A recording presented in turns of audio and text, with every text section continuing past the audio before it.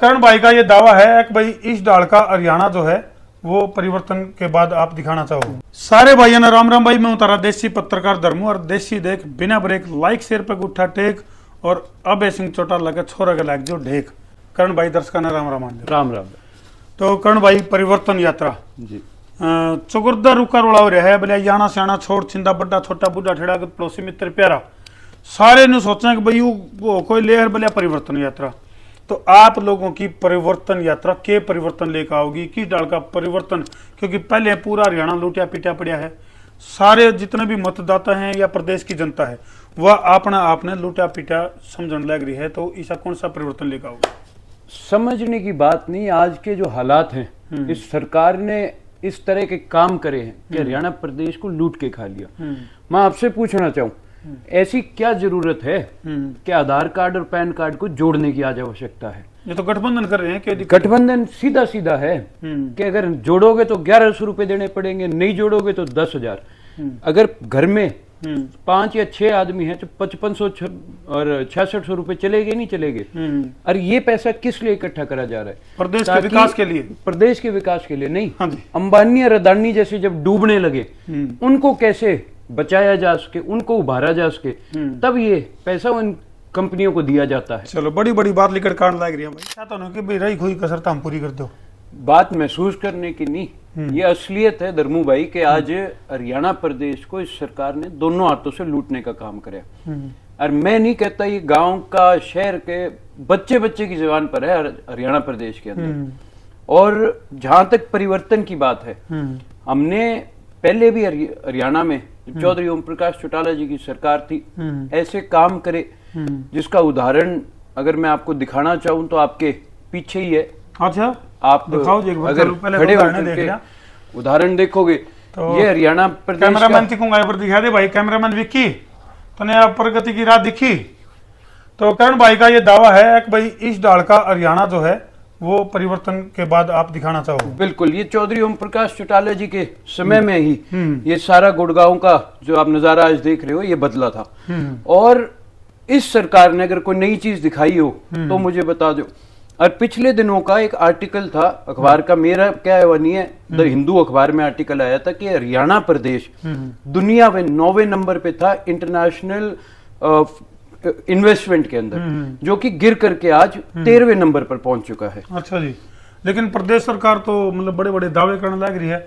मनोहर लाल खट्टर की अगर मैं बात करूं, प्रदेश के जो मुख्यमंत्री हैं, वह कहा भाई हमने प्रदेश को एक नई राह पे लेकर खड़ा कर दिया है, प्रगति के पथ पे लेकर बिल्कुल बिल्कुल बेरोजगारी की राह पर लेके खड़ा कर दिया, नशे में नंबर 1 पर लेकर के खड़ा कर दिया और अपराध के मामले में नंबर 1 पर लेकर के खड़ा कर दिया। आज बेरोजगारी सबसे बड़ा कारण है। कहीं तो ये CMEI की रिपोर्ट को कहते हैं कि ये एक प्राइवेट कंपनी की है जब हरियाणा प्रदेश की बात आ जाती है, क्योंकि जब हरियाणा प्रदेश की बात आती है तो दिखाते हैं कि 29% से ज्यादा बेरोजगारी आज हरियाणा के अंदर है। वहीं अगर उत्तर प्रदेश में जाते हैं तो उत्तर प्रदेश नंबर 3 पर है। चलो जी। कि भाई अभी तक रोजगार के मामले में उत्तर प्रदेश नंबर 3 पर है, गुजरात नंबर 1 पर है। वहीं उसी रिपोर्ट को जाकर के ये वाहवाही लूटने का काम करते हैं। तो ये तो ढकोसले वाली सरकार है जो एक अलग अलग चेहरा हर प्रदेश के अंदर अपना दिखाती है। लेकिन करण भाई फिलहाल अगर मैं बात करूं तो क्योंकि राजनीति चलती है आंकड़ों से, राजनीति चलती है गणित से। एक टाइम था आप लोगों का एक दौर था बहुत जबरदस्त और पूरे हरियाणा में यूं कह सका कि एक छत्र राज करे आपने कई टर्म, चौधरी ओम प्रकाश चौटाला की बात करें। बिल्कुल।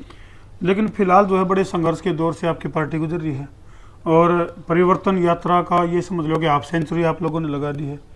किस तरह का रुझान है लोगों का उस यात्रा के दौरान? किस तरह का लोगों की उम्मीदें किस तरह की है? आज के दिन जैसे जैसे हम आज 12वें जिले में यात्रा चल रही है धर्मू भाई और 11 जिले हमने पूरे कर लिए, तो इन 11 जिलों के अंदर चाहे बुजुर्ग है, नौजवान है, महिलाएं हैं, खास तौर पर महिलाएं काफी संख्या में निकल करके आई जिन्होंने इस बात में विश्वास भी दिलाया कि हम ये परिवर्तन चाहते हैं।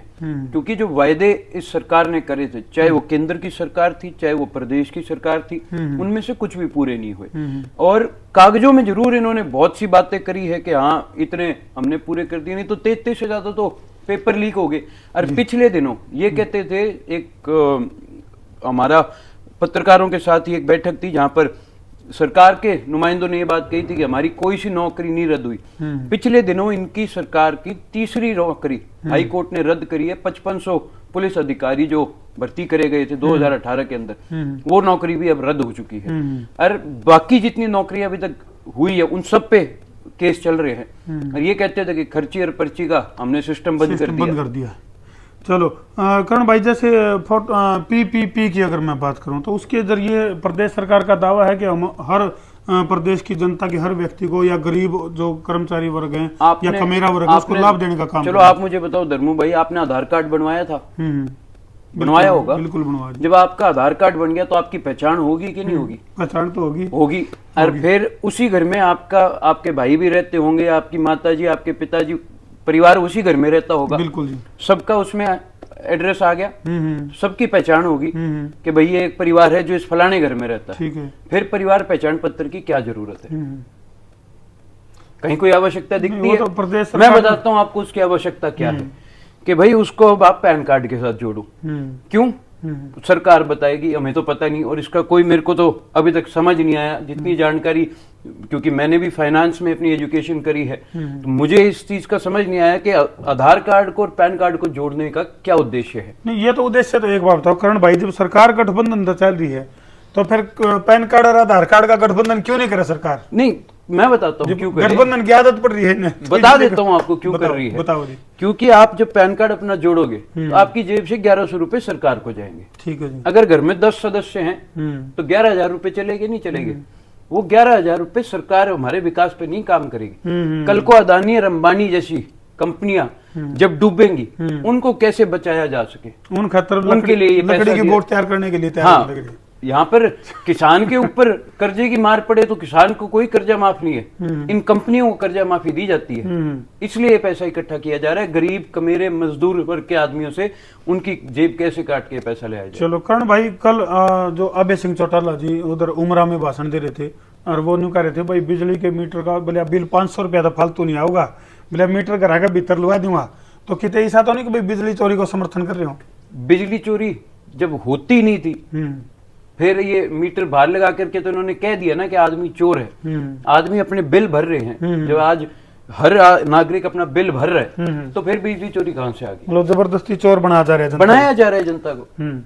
तो फिलहाल अगर मैं बात करूं तो जिस तरह आप सेंचुरी के बाद किस तरह का टेम्परेचर लगा आपने, मतलब इंडियन नेशनल लोकदल की अगर मैं बात करूं तो फिलहाल न्यू कहा करें बोले भाई अकेला चना बाढ़ नहीं फोड़ सकता। तो फिलहाल की इस तरह की परिस्थिति है इन लोगों के लिए, क्या लगा आपने?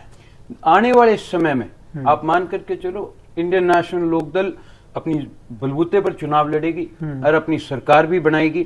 और जहां कई इतिहास गवाह है ये कहा गया कि भाई इंडियन नेशनल लोकदल कमजोर होगी या खत्म होगी, ये वो चौधरी देवीलाल जी का लगाया हुआ पौधा था जो ऐसा मजबूत पेड़ बन करके खड़ा है कि भाई इसको कोई हिला नहीं सकता। और इसके जो कार्यकर्ता है वो संघर्ष का प्रतीक रहे हैं। तो आप मान करके चलो आने वाले समय में दोबारा अपनी सरकार बनाएंगे। अच्छा करण भाई, यदि कुछ इस तरह की परिस्थिति, कुछ ऐसा सिनेरियो बना है, यदि किसी पार्टी के साथ आप लोगों को गठबंधन करना पड़े है तो कौन सी पार्टी के साथ गठबंधन की संभावना है? देखो, जहां तक गठबंधन की बात है, ये बात पार्टी के सुप्रीमो चौधरी ओम प्रकाश चौटाला जी ने भी, उसके बाद अभय सिंह जी ने भी स्पष्ट कर दी है।